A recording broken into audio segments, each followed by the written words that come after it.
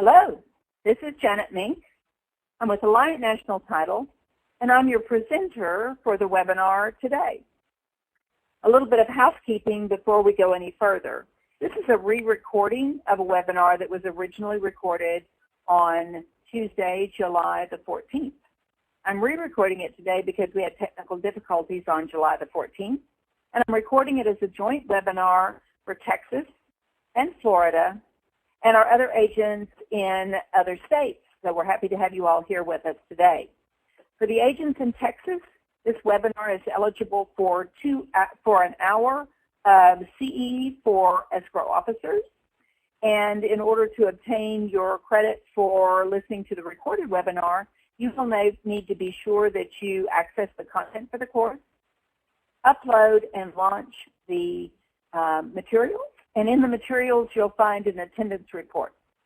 Both you and your site monitor, it needs to be a third-party site monitor, need to fill out the attendance report and send it to Gina Reed at the address on the report, and you'll get your hours. For our Florida agents, you were able to obtain CE credit for the webinar that was broadcast live on Tuesday. For the recording, it's for educational purposes only. We're thrilled to have you with us, and we're happy to be able to share with you. For agents in other states, thank you for taking the time to access our recorded webinars. We're always happy for you to have the education we're providing on a national basis, and we're happy that all of you are writing on Alliant National Title. So we'll go ahead and get started with our webinar today.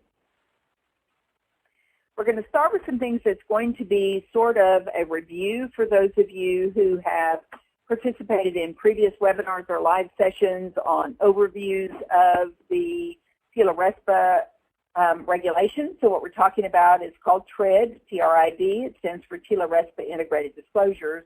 And in connection with TRID, there are two new forms and a standardized existing form. And the first of the two new forms is a loan estimate that you would have learned about in our overview webinars.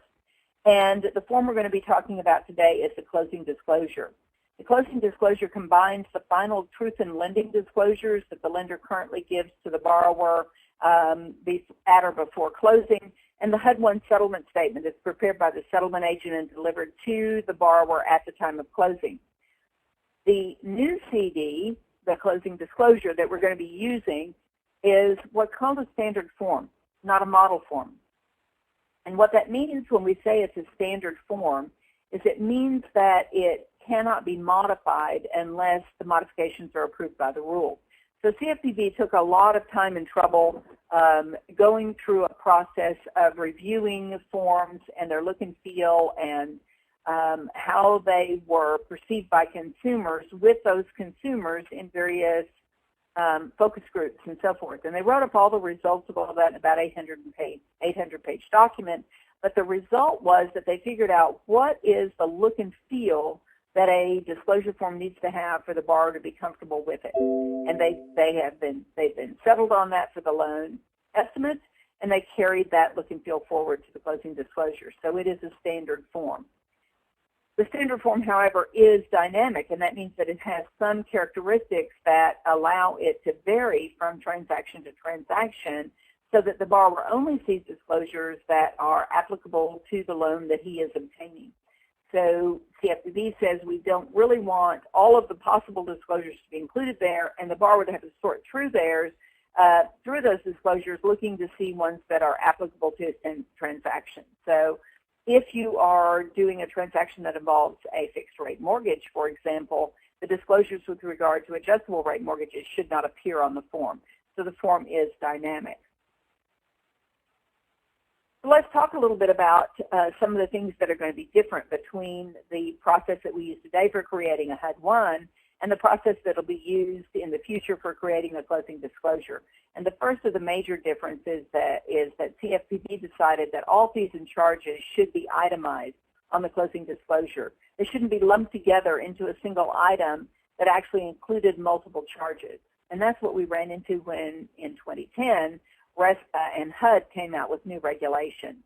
So going forward, once we get into the use of the closing disclosure, we will not only be showing the actual charge for all fees, but we will also itemize those separately.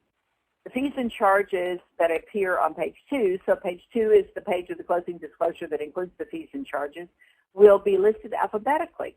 So that's something kind of new. We haven't had that before. So they will appear in a particular section depending on the type of fee or charge or the circumstances of the payee. And then in addition to that, in that section, they'll be in alphabetical order. Now, CFPB also introduced something that I was kind of concerned about. So I was thinking that they may have some sort of ulterior motive for this, because what they said was that all fees and charges that are related to the title insurance policy or that are related to the escrow or settlement or closing of the transaction have to be preceded by the word title and then a space and a hyphen and another space and then the name of the fee. And so that when you alphabetize the fees in the section, all of those related to those two things with the starting out name of title will be alphabetized together. My concern was, why on earth do they want to segregate out or call attention to the fees that the settlement agent might be collecting in regard to title insurance or settlement and closing? They must have some ulterior motive. Then I began to look at it, and it occurred to me that they just weren't really sure what the result was going to be of getting rid of the HUD-1 that had this nice, tidy 1100 section that had all these fees and charges in it, and going to a new form that didn't categorize them in that way. And so they thought, well, maybe we better not give up that ability before we're sure we don't need it. And so what they did was they added this requirement that all those have to have title in front of them. So that would be sort of the ulterior motive. I might need to know what these people are charging someday and be able to segregate it out. But the reality is that it actually has turned into sort of a good thing when you think about it. So when the buyer gets the closing disclosure, they're going to be at home, because remember, this goes out 3 to 6 days before closing, and they're going to see this whole list of fees and charges, and they're going to have no idea who's making the charges that are made in connection with the title policy or closing unless they're segregated in some way. So this gives you an opportunity to make it easier for a realtor to explain these fees and charges to the borrower, or if you're at the closing table and you're going over the settlement statement portion of the closing disclosure with them, to actually be able to show these are our fees and charges. So regardless of the reason, whether it's an ulterior motive or a benefit, all of those fees and charges start with the word title. And just so you know, let's think about what that would be. So we might have title space hyphen space loan policy. And we might also have title space hyphen space loan policy endorsement. But we would also have title space hyphen space escrow fee, wire transfer fee, courier fee, e-recording fee, all of those things that are related to handling the settlement as well as issuing the title policy. So there could be a fairly extensive list. Now, the next thing to be aware of in itemizing the fees and charges is CFPB has said any fee that a lender discloses to a borrower on the loan estimate that has to do with a service or a product that the lender is not requiring as in connection with a loan, such as owner's title insurance, has to be followed by a parenthetical word optional. So it has to be very clear to the borrower that if the lender is giving them an estimate of a fee for something that is not required in connection with the loan, that the borrower understands that this is an optional item, that they may choose to purchase, and if they choose to purchase it, we're estimating that the cost of that purchase might be this amount. So there was a whole lot of like wringing of hands and gnashing of teeth and writing of letters in the title insurance industry, all with regard to this optional as a part of title insurance. So nationally, the title insurance industry has been very concerned and very up in arms about CFPB deciding that owner's title insurance is optional. So I got to tell you, I'm kind of out of step with the rest of the guys because I believe it is optional. The lender is not requiring the borrower to take out an owner's title policy in order to get a loan. They're simply telling the borrower that you might want to get that title policy, and if you do, it's optional. You're not required to get it as a condition of the loan. If you do, it's going to cost this amount of money. So I'm not too upset over that, but just so you know, that is sort of a national concern, is that if title insurance is characterized by the lender as optional, the borrower might decide that they don't want to purchase it. what we're seeing here in Texas and in most other states is by the time the lender finds out about the transaction, there will already have been a contract entered into between the buyer and the seller. The issue of title insurance will probably already have been agreed between the two of them, and there won't be a decision that the buyer is trying to make about whether or not to get title insurance. But just so you know, it absolutely is optional. It is not required by the lender as a condition of the loan. That's what optional means. Another consideration with regard to preparation of the closing disclosure is that the names on the closing disclosure must be the same as the same name for that fee on the loan estimate. So if a lender if the lender on the loan estimate says, we're going to require that you have a termite inspection, and the fee for that is going to be approximately $50, so they're calling it a termite inspection fee on the loan estimate, then we come forward to the closing disclosure and we get the bill, and the bill says that it's a pest inspection fee. We can't call it a pest inspection fee on the closing disclosure because it was called a termite inspection fee on the loan estimate. So the names that are used on the loan estimate have to carry forward and be the same as the names used on the closing disclosure. So a little bit about how the CD works. And in your outline, we're still on page 1, and the heading there is CD in general. The closing disclosure is always going to be 5 pages long. This is a mandate by the CFPB. They liked the 5 pages. They determined what the content of each of those 5 pages should be, and they have to continue to be 5 pages or their content is going to be off. So they said these things go on page 1, these on page 2, and so on and so forth. But then they began to get sort of a reality check. They had also decided that the form should be 8.5 by 11 pages long, and by the way, I give that a smiley face. I like dealing with letter-sized paper. And it had to be 5 pages, so then the reality check comes in. Oh my gosh, this is fewer pages than we're using now for these 2 disclosures we're combining. Because remember, we're combining the Today HUD one, which is at least 3 long pages and sometimes stretches over to 4, and the Today Truth in Lending disclosure, which is most usually 1 long page, or if it's short pages, it's 2 short pages. So we're ending up with more pages based on long and short for this new closing disclosure that's going to contain all of the same information. So with that reality check in place, they said, oh, well, we've got limited number of lines on our pages 2 and 3, and what if all the information that needs to go there won't fit in those 2 pages? And they said, well, okay, fine, not a problem. We still want our 5 pages. We still want those pages 2 and 3 to be the 2 with the settlement information. So what we'll do is we'll simply say, well, it's page 2 where we have our problem, but for either of those 2 pages, you can steal lines from one section to another. So if you're filling out the form and you have an extra line in section 1, for example, and you're short a line in section 2, you can steal that extra line from section 1, bring down and use it in section 2. In your computer, you're doing computers anyway, your computer will let you do that. Okay.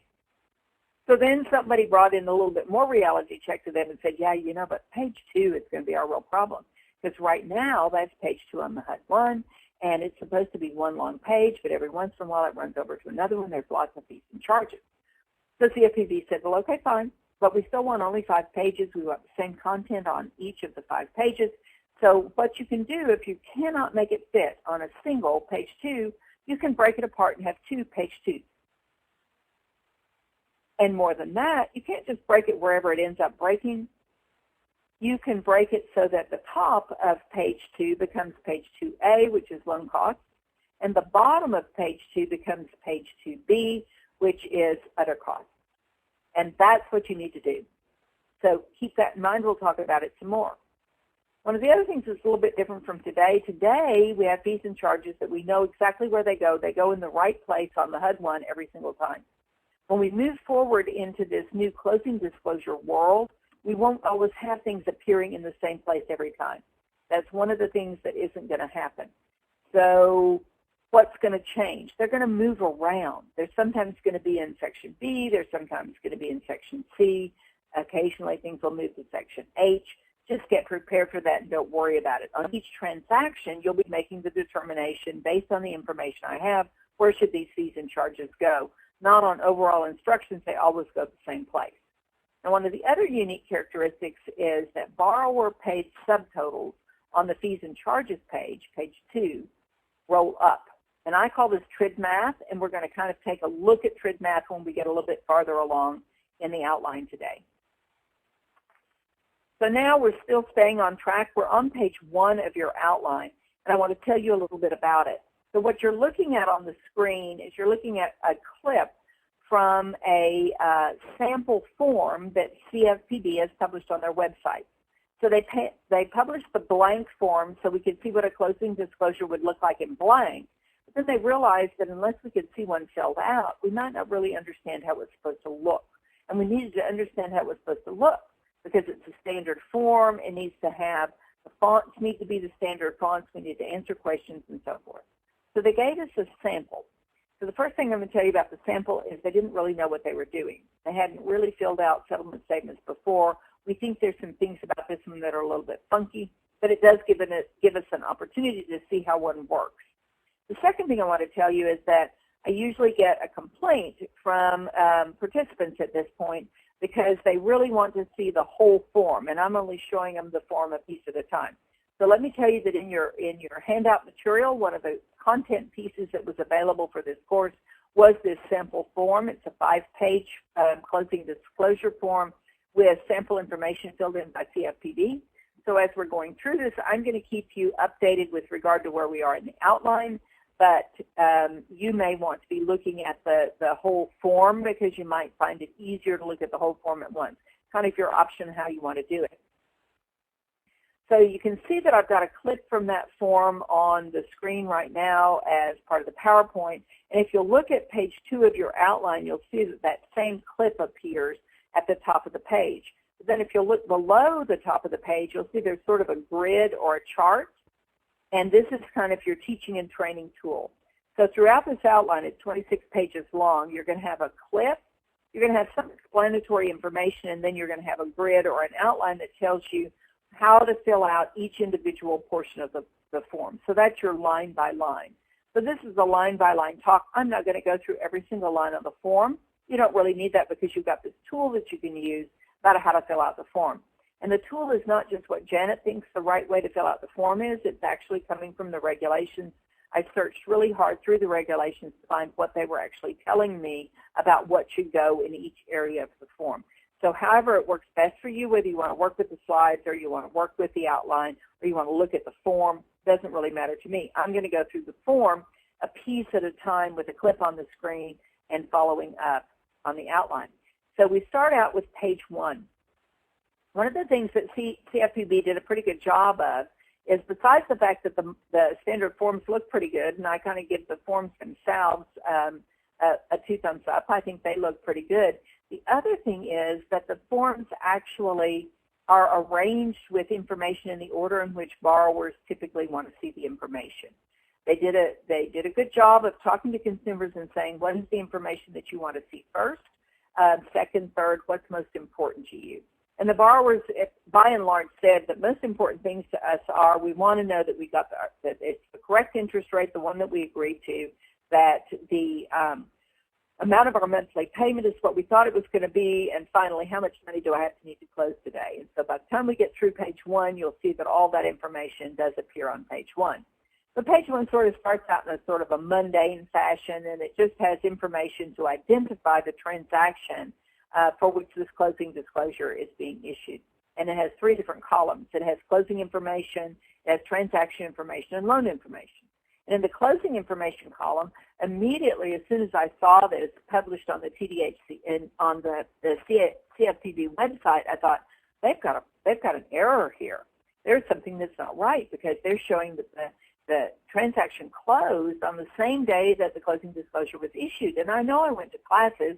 In my classes, I learned that the closing disclosure needs to be received by the borrower 3 to 6 days before closing. So how could this be the same date? So I've been working with a compliance attorney, one of the Doc Prep law firm's compliance attorneys, working very closely with him on TLTA things. We were working on this particular document on this how do you fill out the form, outline. And I said, this can't be right. Thomas, there's something wrong with this. Well, he's regularly writing and calling CFPB with questions about filling out the forms properly. And so this is a question that he asked. And eventually CFPB gets back with him and it says, well, this must be an example of a transaction where the closing disclosure had to be revised and the revision was delivered to the borrower at the time of closing. So in other words, they were not willing to admit that they might have made a mistake in filling out the form. But it also lets us see something that's sort of important, and that is, as a settlement agent, we don't really know what dates should be filled in there. We're not really the ones in charge of what is the correct issue date, what is the correct closing date, all right? So in today's world, we pretty much figure those things out with our clients. But what this is telling us is we need to actually consult with the lender here to see what dates should be there. Or the lender is actually going to be preparing this form, and we don't care what dates they put in there because it's up to them to make the decision. Right? So in today's world, we figure out the closing date. In tomorrow's world, that may be something the lender figures out. The disbursement date is probably going to be the same date as we would have today. In other words, that's when the lender indicates that they're willing to disperse the loan. Here we see that it's going to be dispersed at the closing table. Carrying on with the closing information, we see the settlement agent, and here we see Epsilon Title Company, but no information about them. And we're used to seeing on the HUD-1, we're used to seeing contact information, a place of settlement, more information. And also look over into your transaction information column. You see Ficus Bank. Well, Ficus Bank where? How do I get in touch with them? And it's not filled in here at the top part of page 1 because it actually appears in very complete format on page 5. So instead of using up the room on page 1, they simply have given the name of the lender and the name of the settlement agent, and they're allowing them then to be shown in full on page 5. The file number is just your GF number you've assigned to the transaction as the settlement agent. The property is supposed to be the address of the property that is being given as collateral for the loan, including the zip code. But because we know that vacant lots can be covered under TRID, then what if the property you're handling doesn't have a street address? So how would you know what address to put in there? And so the answer to that question is what I have been telling in all my lecture. The answer to 85 to 90% of the questions is ask the lender. So it's going to be the lender who determines what should go in here for property when there is no address. But I will tell you that the regulations require at least a zip code. So the lender might require brief legal. We don't really know. We'll have to find out. Sales price here in our sample transaction is $180,000. And what we're doing here for the sample is we're doing the standard closing disclosure that includes a seller and is integrating the information between the buyer and the seller. So let me stop for just a minute and let you know that this form can be used with a variation when there is no seller. So there's actually an alternate closing disclosure form when there is no seller. It won't look quite like this.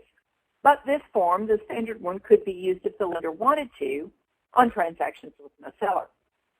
On transactions where there is a seller, not represented by this sample, but in real life, we think that most of the time the settlement agent is going to elect to use that alternate separate two-page seller closing disclosure and will not be showing the seller's fees and charges on the standard closing disclosure that's delivered to the buyer. How are we going to know whether we should use a separate seller's closing disclosure or put the fees and charges on the combined standard form? And what's the answer to 85 to 90% of the question? Ask the lender. Some lenders have already indicated that they are not going to include seller fees and charges on the standard form that goes to the borrower, and they will expect the settlement agent to do the separate seller-only disclosure. Other lenders have said, we don't have an opinion, you can handle it however you want to. We don't know yet whether there are any lenders that are going to want the seller's fees to appear on the closing disclosure that goes to the borrower. We're kind of waiting to see on that one. When we get to the next column, one more thing. On sales price, you see the sales price there. We have a transaction with the seller, so this is sales price, and the sales price is $180,000. If we were using this form on a transaction where there were no seller, and instead of sales price, what you would see there for the field name would either be estimated value, or appraised value. So in any case, there has to be a figure there. In a buy-sell transaction, it's going to be the sales price. In another transaction, it's going to be the value of the property, either an estimated value or an appraised value. Under transaction information, we see the borrower and the seller. And what the regulations say is all the borrowers and all the sellers in the transactions have to be shown on the closing disclosure.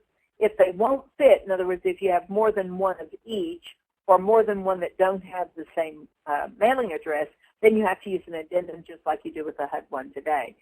They don't give you a format for the addendum. It's whatever seems to work out best for you.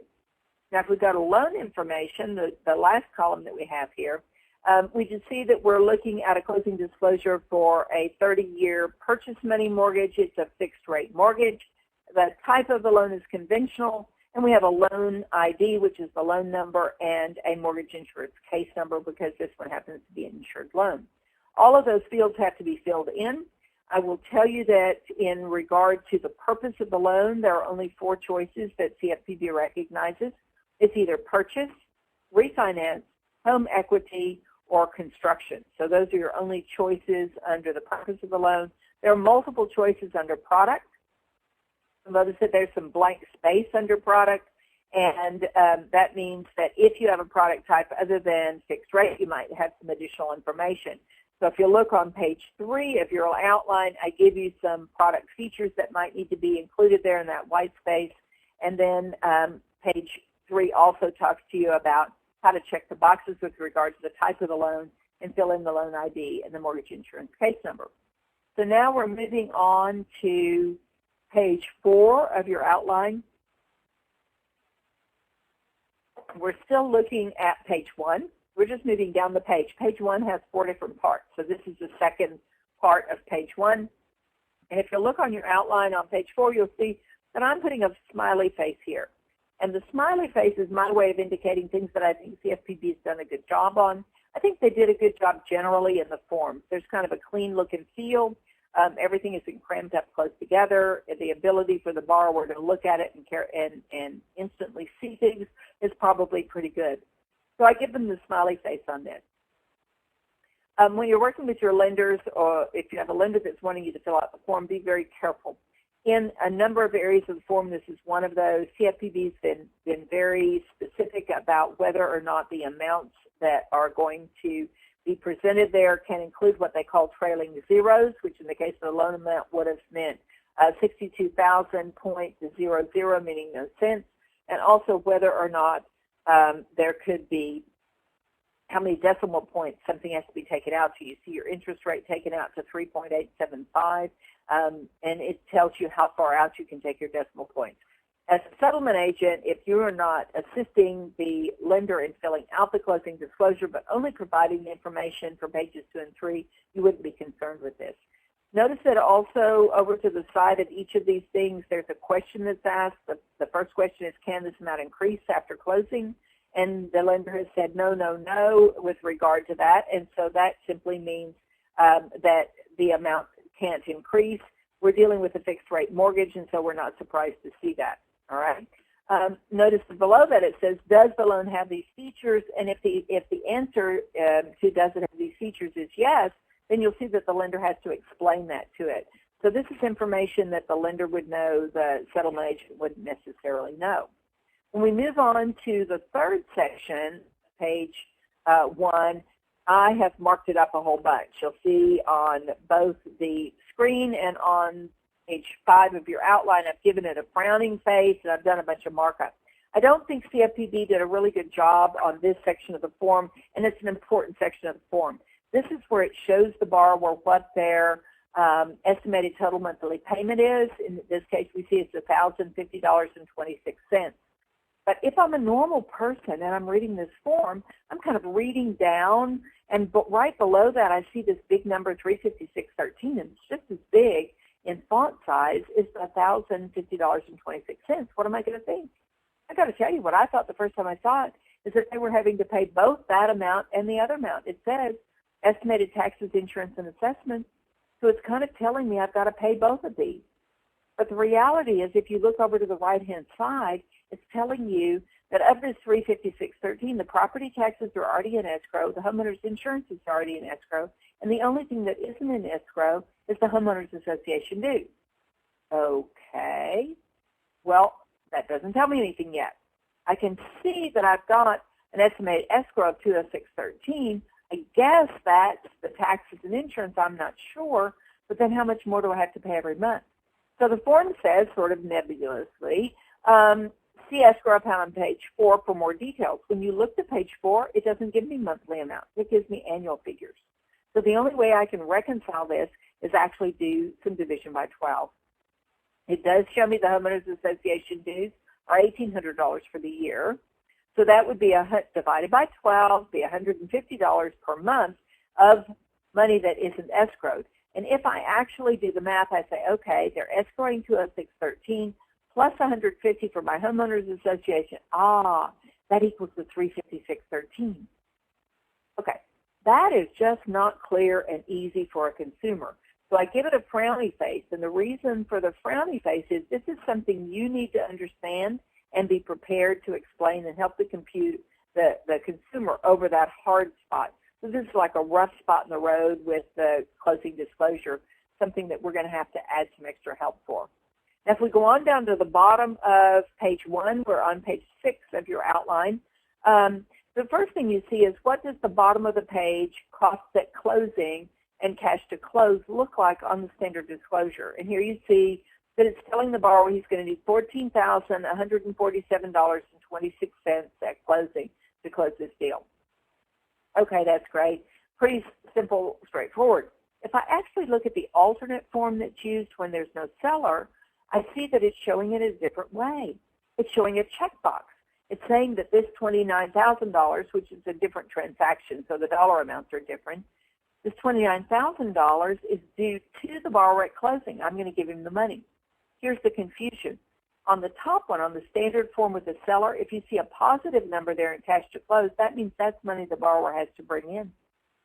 If you were to see a negative number there, it would be money that the borrower would be receiving. So instead of having check boxes, they use positive and negative. I don't think that's very intuitive. Not enough for me to give a frowning face to, but I just want you to be aware of it. The two different forms work two different ways. I think two different groups of people made them up. I don't think it was the same group working together. Now, I'm going to give you some general information about page 2 before we go ahead and start working on page 2. And it starts with some, again, we're going to repeat a few things, and these are kind of important things. Remember that page 2 could be presented on 2 pages, page 2A, loan costs, and page 2B, other costs, but only if it isn't possible to fit all the charges onto a single page, even using your stealing lines option. Another thing that's important to be aware of, and we actually have moved to page 7 of your outline now, is that that a payee must be shown for each form, for each fee. But if you're looking at your outline on page 6, we're looking at the loan costs in section A, the origination charges, and there's no payee shown. Well, that's because the payee does not have to be shown in section A if those fees are paid to the lender. But in every other section, you have to have a payee. Remember that fee names on the CD have to be the same as those on the loan estimate, and that fees must be alphabetized in each section. Now take a look at your outline on page 7, and you'll notice that you have 5 columns. So you see that you have 2 columns that are borrower paid items, either paid at closing or before closing, and 2 columns that are seller paid items, either at closing or before closing, and then a final 5th column for things that are going to be paid by someone else. This is a departure from what we're doing under our 2010 HUD regulations today.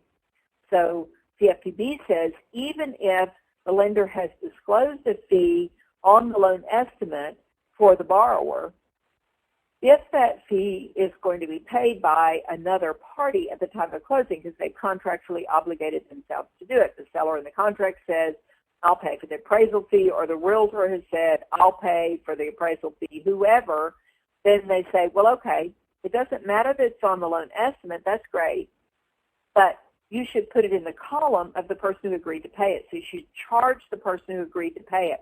That's a big change from what we have now. Something else that we're going to see on this form when we go through a few more pages is there are some lines that are what we're calling hard-coded. These are fixed lines that have to appear on the closing disclosure every time, even if there's no fee or charge related to those. And then another thing that we're going to be looking at is the subtotals for the borrower paid fees, and I'm going to wait and go over that with you. This is my TRID math thing when we get to the next page because it's easier to see it when we get to the next page. So we're going to go ahead and talk a little bit more about the loan costs. So on your outline, we are now moving to, we're moving to page 8 of your outline, and this is just to let you know that fees in the sections of loan costs, that's what we're talking about on page 8 of the outline, are for products or services required by the lender as a condition of the loan. And these would include origination charges, which is characterized as the lender's own fee. It would also refer to any other fees or charges that the lender pays automatically. So, I mean, that are the lender's own fees. Section B, we're still in the section for fees and charges that are in connection with the loan, but in Section B, what we see is that we are looking at items for which the lender did not allow the borrower to shop, so those go in Section B. And we also have items where the borrower was allowed to shop, but he got a list of service providers from the lender, and he chose a provider from the list. So all of those go in Section B, 2 different kinds of charges. Then in Section C, we see items that are required in connection with the loan, but these are services where the borrower was allowed to shop, and instead of using somebody from the list, they used someone else that wasn't on the list. So that's how you decide which section they go in. This actually is telling you that you do not have the ability to properly, quote, fill out the form if you don't have the loan estimate to give you the names of the fees and the service provider list to let you know whether or not they go in Section B or Section C. So you need to have those 2 things in order to, quote, unquote, fill out the form. So now let's move on. We're still on page 8 of your outline, but let's start talking about it in more detail. You'll notice that line A01 indicates, filled in the blank, it's one of the origination charges, which is 0.25% of the loan amount or points that are going to be charged or collected.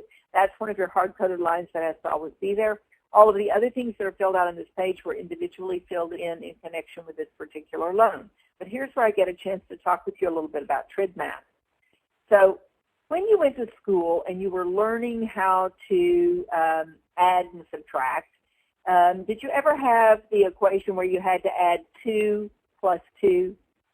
Yeah, I'm sure you probably did. And the answer was 2 plus 2 equals 4, right? And if you're like drawing it in the air like I am, I'm putting a 2, and underneath it I'm putting another 2, and then I'm drawing a line, and underneath that I put the answer, number 4, right? Normal math. 2 plus 2 equals 4. Well, now I want you to imagine, kind of drawing the air like I am, how TRID math works. TRID math still lines up those 2's, 2, and underneath that 2. But then when it gets to the equals part, it zooms up above the 2 2's, and it puts the 4 up above them. So in TRID math, 2 plus 2 equals, roll it up above it, number 4. And you can see it right here on your screen and on page 8 of your outline. Let's look at it in Section B because it is shown most completely in Section B. So what we see in Section B, these are services the borrower did not shop for, and we're going to add them all up. It's $20 and $31.75, $75, $80, and $29.80. And when you add all of those up, 2 columns, 2 plus 2 plus 3 over in the other column, you roll it up and you get your answer of $236.55 in dark print, bold print on that gray line, services borrower did not shop for. So you'll see in every case your subtotals of the borrower column, only the borrower column, are rolling up into the column, and it's including both items paid at closing and before closing. This was kind of a bonus to the lenders who were currently having to do that but having a hard time because of all the outside the column POC items. They weren't able to do easy math with their computers. This lets them do that. This is something they need to know in order to figure out whether their loan fits into certain categories or not based on what the borrower has to pay. Now, if we turn to page 9 of your outline, We're going to talk a little bit about Part C and Part D. You'll notice that in Part C, I have a frowny face. And the reason the frowny face on the screen is there in Part D, it's not on your outline, is because this is where we start handling the collection for title insurance. I'm going to talk about title insurance at the end when we get through with all these pages, because CFPB is making us do title insurance in a really bizarre manner. None of the states in which I teach does the way they are requiring title insurance to be handled match how title insurance premiums are actually set or collected. So the frowny face there has to do with the title insurance that's being collected here, and we're going to talk more about it later. So now if we move on our PowerPoint, we're moving to page 2, the closing cost details, other costs, and that's on page 9 of your outline towards the middle to the bottom of the page. And this page has a lot of hard-coded lines. You'll see all the red on the screen. You'll see it as darker lines that show up on your outline. These are all lines that have to appear on this page 2, even if there's no fee or charge associated with the line. And keep in mind that if we had to break between page 2A and 2B, this would be page 2B. Now you'll see that I've got a frowny face up there in section G. Section G is taxes and other government fees. This is very much like your 1200 section on your HUD 1 today.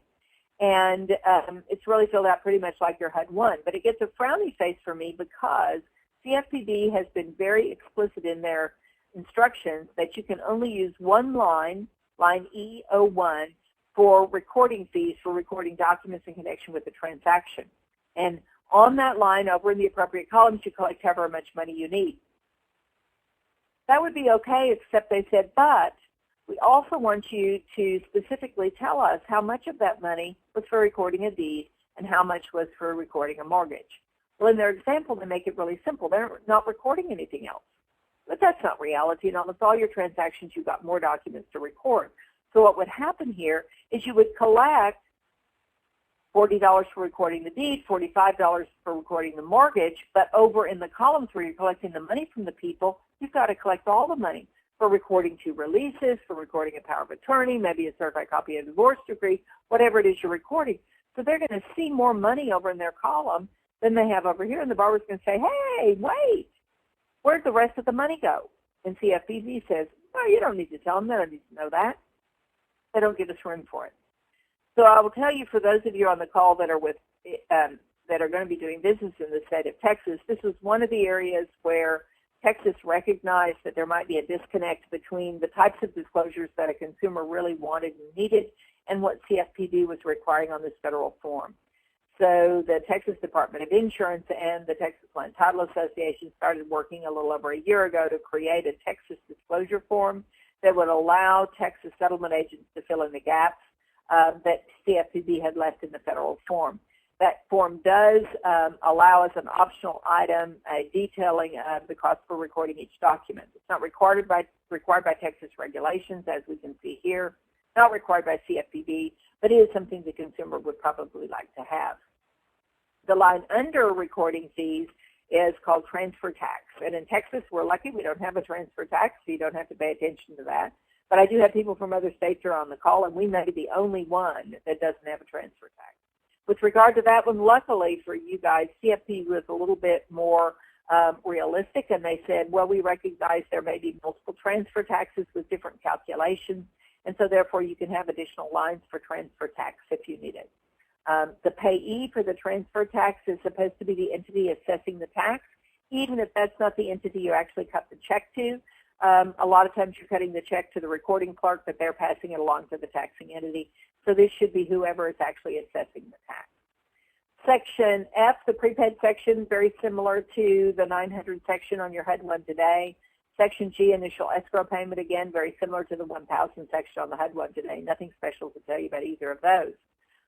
Except that the aggregate adjustment has to still be the last line in Section G, just like it's the last line in the 1000 section on the HUD 1 today. Section H is our big difference section. This is for everything else that doesn't have another place it's supposed to go. So these are for all the things that are not fees and charges for something that's a requirement of the loan, And at the same time, they are also things that would have been in the 700 section. So you see your real estate commissions here. Things that would be in the 1100 section, you see your title, space hyphen space owners title insurance here, and also a lot of things that would be in the 1300 series like the HOA items, the home warranty, and the home inspection. So this is kind of the catch-all section for everything else, and one of the areas that is worrying us about the fact that there's not really room for it on the form. You'll see another frowny face there. That's because of the other part of collecting title insurance, the owner's policy being collected there in Section H. And again, we're going to talk about that separately.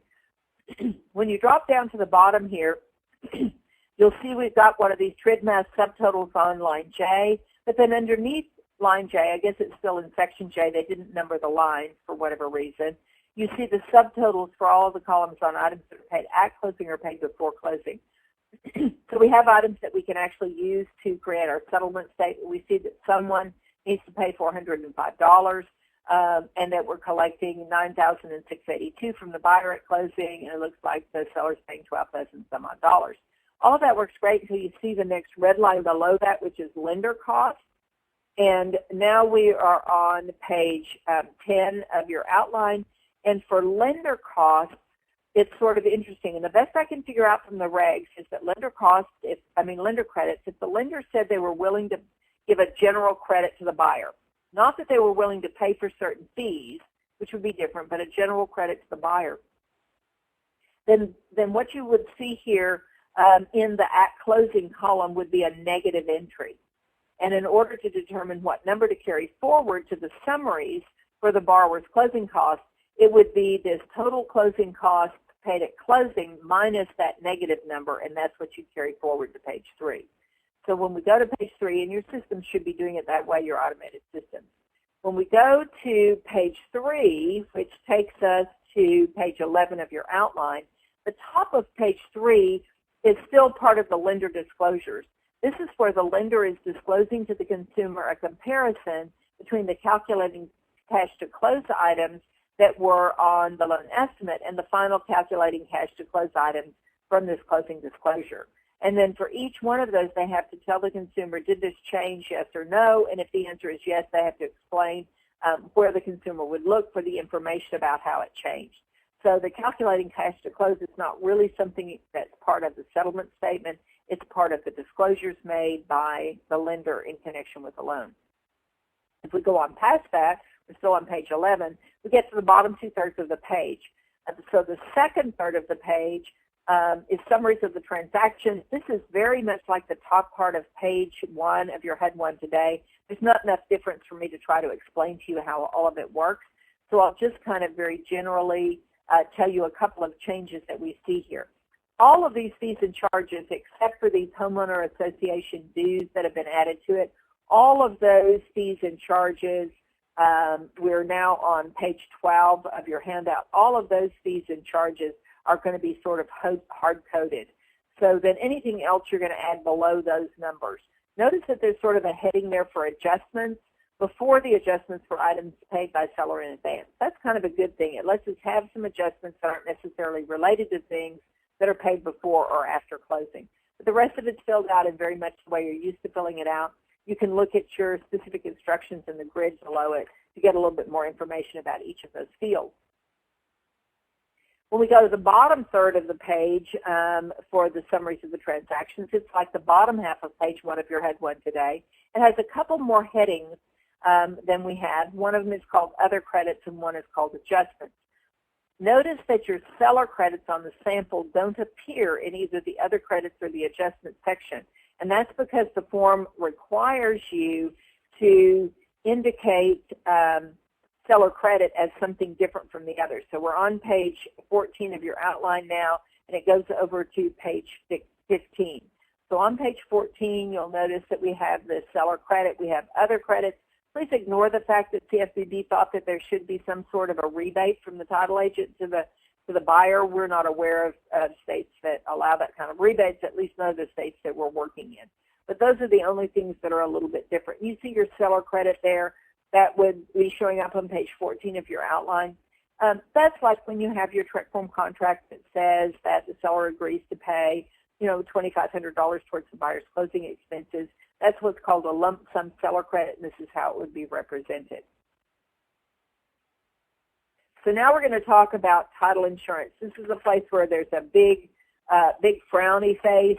We're actually moving on your outline, and your outline's moving pretty fast because there were a lot of explanatory things for each one.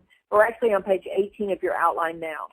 For those of you on today's webinar that are not in Texas, what I'm going to be going through is a Texas example for you. There are examples for each of your states. If you want to email me and ask for that example after you have listened to this webinar, I'll be happy to send it to you. My email address is jminke, M-I-N-K-E, at alliantnational.com. Simply say that you have participated in the TRID line-by-line webinar and that you're interested in the title insurance information for your state. Let me know what your state is. I'll be glad to send it to you. Our example for Texas says, so in Texas and in all the states I teach in, or at least I guess all the states I teach in, the discount, if you issue a simultaneous owners and loan policy, the discount is given on the loan policy. And in some states, Texas, for example, it discounts it all the way down to only $100. In Mexico, it's only $30. Other states, the discount is less dramatic, but it's pretty dramatic nevertheless. And in Texas, and in most of the states where I teach, not all, the seller often agrees to pay for the owner's policy of title insurance. So this is what our example would be like if we had a seller-paid owner's title policy. What CFPB says is regardless of how your rates actually work in your state, what you are required to do is to collect the title insurance in the same way that the lender was required to estimate it for the loan estimate. So for the loan policy, you have to collect the full rate for a loan policy based on the loan amount. So in our case, it's a $160,000 loan in this sample, and in Texas, that rate would be $1,218, just looking at the basic rate on the chart and doing the math. That's what you have to collect from the borrower. So that's a wrong amount. That's not what the loan policy really costs, but CFPB says to collect it. Now you drop down, so that would be in section B or C, depending on whether the title company was on the list or wasn't on the list. So then you drop down, and the owner's policy is optional. So it's going to be collected in section H. And if we have a transaction where the seller agreed to pay for it, it's going to be collected in the seller's column. Okay? So we're going to see over in the seller's column how much do we collect. Well, the owner's policy actually costs $1,318. But CFPB says, well, you don't really collect that amount. Instead, what you collect is you say, take the $1,318, the full cost of the owner's policy, add the simultaneous issue rate, which in Texas is going to be $100, and then subtract the full loan policy rate, because you've already collected it, so subtract the $1,218. And what you're going to be left with on this deal is $200, which is also wrong. That's not the amount of the owner's policy. So now in Schedule B, you have two wrong amounts, all right? On page 2, you have two wrong amounts. You have too much for the loan policy, not enough for the owner's policy. So as a settlement agent, I'm going to have to say, well, I can't handle this transaction because I am not properly handling the settlement that the buyer and seller agreed to. The seller agreed to pay for the owner's policy. I hadn't paid for it yet.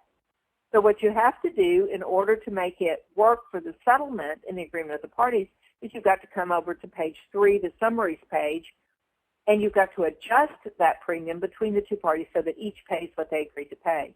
So you see an adjustment where you have charged the seller the additional $1,118 so that he would have paid together with his $200, the full $1,318, and you're going to give that same amount to the buyer as a credit. So if you subtracted this credit from what he paid on page 2, he would have ended up just paying $100. So it's all kind of detailed out for you on page 18 of your handout, and if you are in another state, I'll be glad to send you the information for your state. So this is basically what we have to do with title insurance. So you've got 3 wrong figures on there. None of them are the accurate amount for title insurance. In Texas, this is a big problem for us because we have state-mandated rates. They're regulated by the Commissioner of Insurance. And there was concern in the Department of Insurance that if we're using these forms, we're misinforming the consumer about the cost of title insurance. That's against our Texas regulation. So in Texas, for those of you in Texas, the Commissioner of Insurance last week did promulgate our new form that it's going to be required to be used in every transaction where the closing disclosure is used. and it's called a Texas disclosure. And it will start out by identifying the transaction as being the same one as covered by the closing disclosure. It then has some explanatory language from the Commissioner of Insurance about why the title insurance premiums on the closing disclosure are not going to match Texas rates, and then it accurately discloses what the rates are according to the Texas regulations.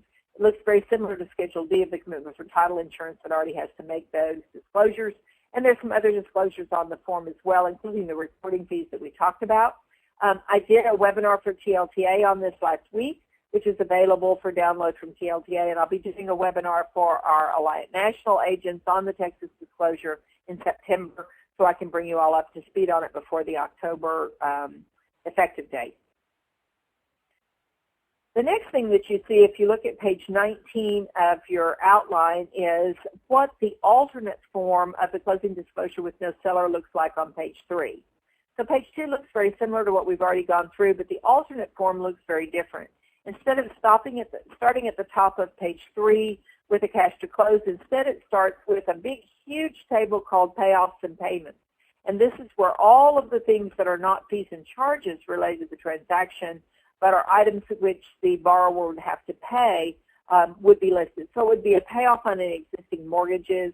It might be payoffs on personal loans that the lender is requiring the borrower to make. It might be curative matters that the title company is requiring them to resolve, such as paying tax liens or judgment liens, whatever it is that the borrower has to pay that's not actually a fee or charge in connection with the transaction, goes here on the payoffs and payments table. And then instead of having a summary of the transaction, all of the bottom lining happens in the calculating cash to close. You end up with a bottom line that is either from or to the borrower. You check the box, and it's being compared at the same time with the loan estimate. So that's what page 2 of the alternate form looks like. And just so you know, I have been told by a number of lenders that they do intend to require the alternate form on their transactions where there is no seller. So that's one of the things you're going to want to find out. The next thing you see, it's on page 20 of your outline, is an example of what it might look like if the lender had violated the allowable variances in the comparison between the loan estimate and the closing disclosure and had to make a cure to the borrower. You'll see some very aggressive language that appears there that says that the increase exceeds the legal limits by $200 and see the lender credits. This is where the lender is actually having to pay back some money because they didn't do a good job of estimating. My friend and compliance attorney Thomas Fetter says he really thinks this is an example of a cure that wasn't discovered till after closing, because most lenders, if they discover that they've got this sort of a problem before closing, would simply reduce some of their fees so that they wouldn't have to make this inflammatory statement that they've exceeded some legal limits. But it's just kind of giving you an example about how that might work. So we're coming close to the end of our time for today. I'm going to whip real fast through these last ones because the last few pages are ones where the lender is simply making the types of disclosures that they currently make on the truth in lending statement. They're making them in a little bit different manner. Notice that on the slide I'm calling this page 4 left frame. That's because the pages 4 and 5 each have a column of information down the left side of the page and a column of information down the right. So in order for me to accommodate it on the PowerPoint slide and also on the grid telling you what it is, I've divided them in half. So this is just some disclosures. I've given you information about them on page 21 of your outline. If we go to the second half of page 4, which would be on the right-hand side, this is on page 22 of your outline, and this is where they actually have to detail the property costs that are estimated, which would be the homeowner's insurance, property taxes. Then we also saw the homeowners association dues. All of these are done on an annual basis, not on a monthly basis, and then they drop down to what went into the initial escrow account payment and how much is the monthly escrow. So some of those same disclosures that you're seeing on our Truth in Lending today are coming forward onto this.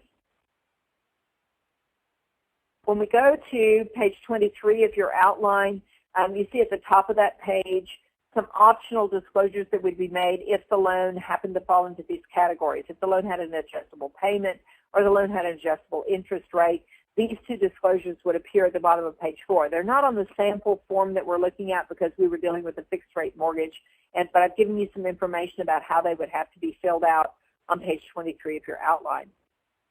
Now we're ready to move to page 5 of the closing disclosure, and here's where the information that used to be on the first page of the truth in lending appears.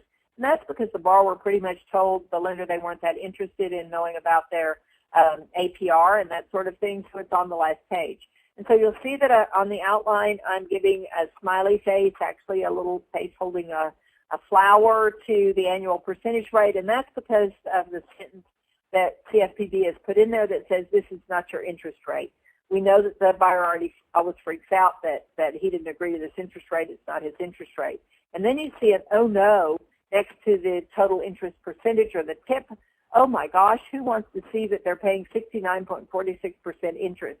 And the reality is this is what they'll be paying over the life of the loan. All the money that they pay in, when it is figured out as a percentage of the loan, comes up to this amount. And the calculation for how to do it appears right below there. Thank you to Thomas Fetters for providing that to me.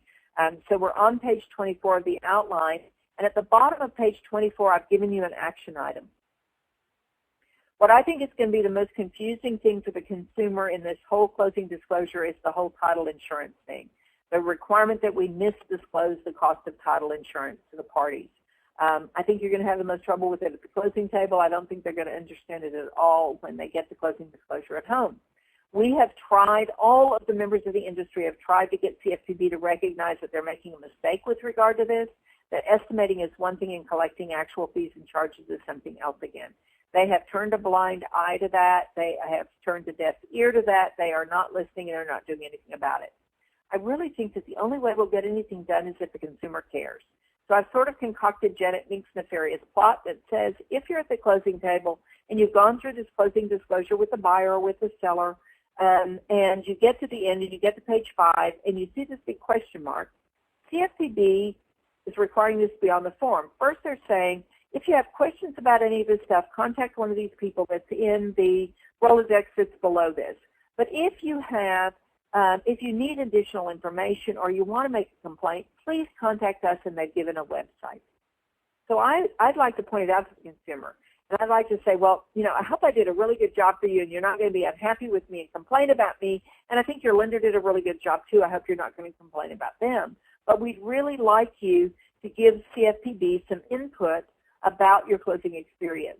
And so we just went through this form. Was there anything on that form that was particularly confusing to you? And we think that the buyers and the sellers are going to say, oh, that whole title insurance thing just didn't make any sense at all. And you're going to say, well, you know, that's the kind of thing that the CFPB is hoping to learn. They were hoping to create forms that would be real easy for you to understand, that would do a good disclosure of your transaction to you. So if there's this part that's confusing to you, would you please go out to their website and let them know? And the customer's going to say, oh, you know, okay, I mean, I'd love to do that for you, but I wouldn't know what to say. And you say, well, no, don't worry about that. It's very simple. If you just go out to the website and you say, I've just gotten through with closing a transaction, and that whole title insurance thing was very confusing to me, that's enough. They'll know what you're talking about. We really think that unless consumers across the country bombard CFPB with their confusion about this whole title insurance thing, we won't be able to get it fixed. So hopefully you will let your people send that message to CFPB. So the rest of page 5 has some additional disclosures that have to be given to the borrower just to let them know some additional information. And when you get to the bottom of page 5, it's this Rolodex of names of all of the parties that are involved in the transaction. And notice that they also include license numbers for those individuals.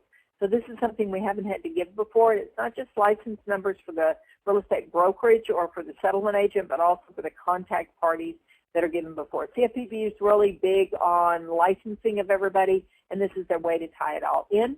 And at the very bottom of page 5, there's actually, we're on page 26, we made it to the end of your outline, there is an optional confirmation of receipt that the lender could elect to include, which would allow the applicant and co-applicant to acknowledge that they have received the closing disclosure. That is optional. If the lender chooses not to include a receipt signature, they simply have to include the disclosure information, that just receiving this doesn't mean you've agreed to go through with the loan. That's one of the other problems that we have from a settlement agent perspective, and settlement agents in the states will have the problem, If this closing disclosure is to function as a settlement statement, then the buyer and seller need to acknowledge they've received it, and they also need to agree that the settlement agent can use those fees and numbers on that statement to disperse the escrow, to make the payment, and acknowledge the receipt. So the Texas disclosure does that. It's an acknowledgement of a receipt, both of the Texas disclosure and the closing disclosure, and an authorization for the settlement agent to proceed with dispersing the transaction. We've reached the end of our outline, the end of our webinar today. I hope it has been useful to you. Again, as a reminder, if you're a Texas agent and you're needing CE credit, please do fill out and send the attendance form to Gina. It has to be signed not only by yourself but also by a third-party site monitor. Thank you for allowing Alliant National Title to be your underwriter. Thanks for writing your business on us, and let me know if I can be any assistance, and we are adjourned.